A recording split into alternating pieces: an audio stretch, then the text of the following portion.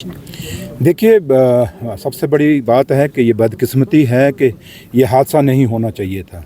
जानें गई हैं, छोटी भी गई, कुछ बड़ी भी गई। जान जान है, चाहे छोटी हो चाहे बड़ी हो।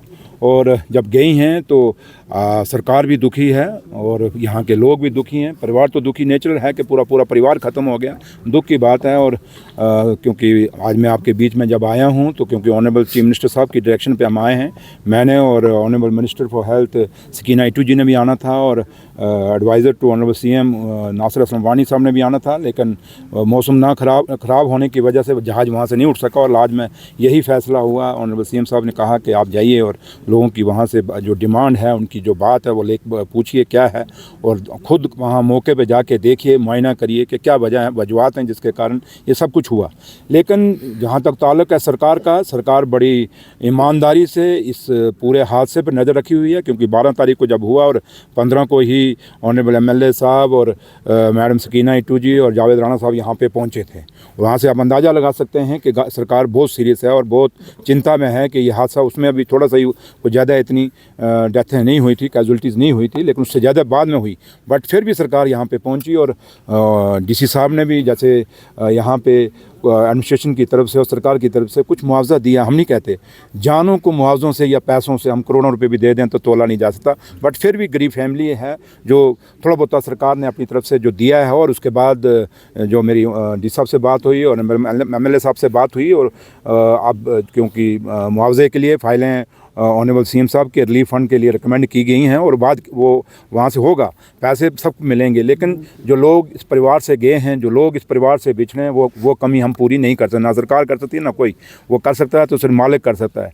तो लिहाजा जहाँ तक ताल्लुक़ है इस केस की, ये इतनी बड़ी डेथ कैजुअल्टी होना ये बड़ी अचरज की बात है और बड़ी एक ऐसा है कि शब्द नहीं बनते कि निकालें क्या इसके लिए।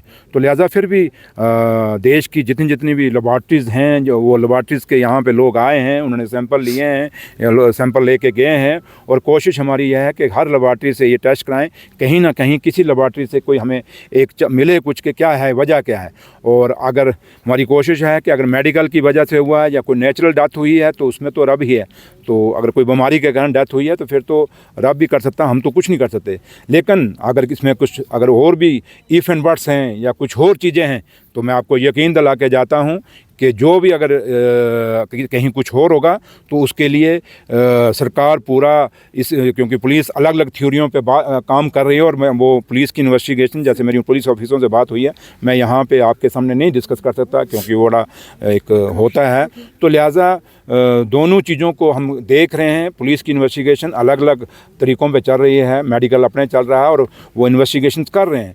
तो लिहाजा जो भी सामने आएगा, सच्चाई जो भी सामने आएगा, एक नेचुरल डेथ हुई तो फिर तो कोई बात नहीं, अगर कोई दूसरा हादसा हुआ तो फिर सरकार इस पर सख्त से सख्त कार्रवाई करेगी, ये यकीन मैं आपको दिला के जाता हूँ। और दूसरा जहाँ तक ताल्लुक़ है, अपनी तरफ से डीसी साहब ने यहाँ पे इस फैमिली को पूरा राशन दे रहे हैं और यहाँ खाना भी यहाँ बनवा के दे रहे हैं और पानी भी इनके एडमिनिस्ट्रेशन की तरफ से मुहैया कराया जा रहा है। तो लिहाजा जब खाना इनका बनता है उसके बाद भी उसको चेक किया जाता है, उसका सैंपल भेजा जाता है। मतलब कि एडमिनिस्ट्रेशन की तरफ से, सरकार की तरफ से कहीं कोताही नहीं बरती। हम कहते हैं जो चले गए, लेकिन चले गए वो तो हम बचा नहीं पाए, बट जो बचे हुए हैं इनको हम बचा लें। तो लोगों के लिए क्या मैसेज, मैं वही डरने की जरूरत नहीं। हाँ, मैं वही कह रहा हूँ, मैं आ रहा हूँ उसी बात पे।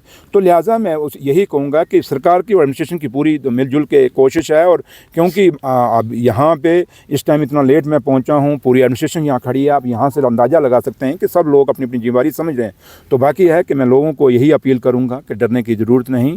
हम वो लोग हैं जिन्होंने जंगें देखी हैं, युद्ध देखे हैं। किताब पीर पंचाल ने 47 भी देखा, उसके बाद बड़ी बड़ी जंगें हुई वो भी देखे, गोले भी देखे, हम उनसे नहीं घबराए। तो इसलिए घबराने की बात नहीं है। ज़िंदगी और मौत देने वाला वो मालिक है।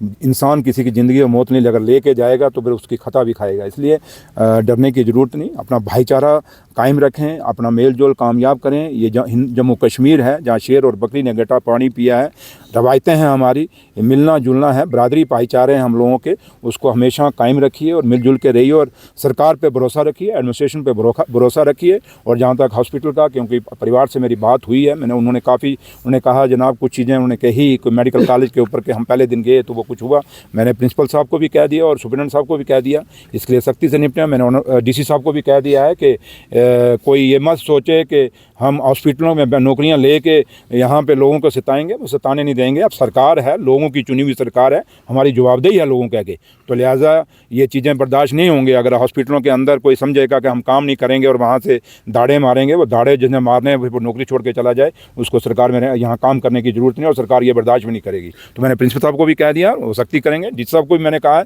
कि आप भी सख्ती करिए। हॉस्पिटल को बिल्कुल रजौरी खिता पीर पंचाल के अंदर एक ही मेडिकल कॉलेज है, और इसका बनाने का मकसद यही था कि इस खिते के लोगों को सहूलतें मिलें मेडिकल की तरफ से, बल्कि हमने इसलिए नहीं बनाया था कि यहाँ जो आए वहाँ से मर के वापस जाए। तो इसलिए ये चीज़ें बड़ी, आप जो बातें कह रहे हैं बड़ी जिम्मेवारी की बातें, और इसको हम समझ रहे हैं और इस पर हम नोटिस लेंगे। और ऑनरेबल मैडम जो हमारी हेल्थ मिनिस्टर हैं सकीना मैडम जी, वो भी बड़ी सीरियस हैं, और खुद आप देख रहे हैं रोज़ वो हॉस्पिटलों में जाती है और डॉक्टरों से बात करती है। एक लेडीज़ और बीमार है सर, उनको भी शिफ्ट करने की ज़रूरत है। जो लेडीज़ बीमार हैं उनको भी शिफ्ट करने की ज़रूरत है यहाँ से, जो बीमार हैं लेडीज़। मैंने वो कहा ना कि उसमें हम सब कर रहे हैं, मैंने डॉक्टरों से भी बात हुई है। जो भी जरूरत होगी, अगर उनको शिफ्ट करने की जरूरत होगी, उनके यहाँ भी करना होगा, कैसे भी करना होगा, सरकार बड़ी जिम्मेवारी से, एडमिनिस्ट्रेशन बड़ी जिम्मेवारी से, क्योंकि हमारी सरकार के जो पहिए हैं वो एडमिनिस्ट्रेशन है।